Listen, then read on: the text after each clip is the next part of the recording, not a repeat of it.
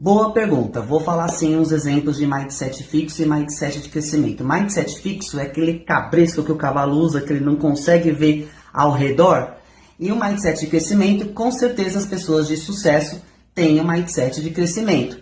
Por exemplo, quem tem mindset fixo, ele fala, eu não sei falar em público. Quem tem mindset de crescimento, ele fala, estou aprendendo e melhorando a cada dia. Vou falar com uma pessoa, com duas, vou treinar com espelho, mas vou melhorar a minha fala em público.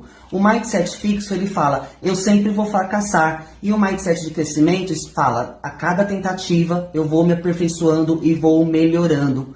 O mindset fixo, ele fala, eu não sou bom o suficiente. E o mindset de crescimento fala, eu estou em constante evolução a cada dia.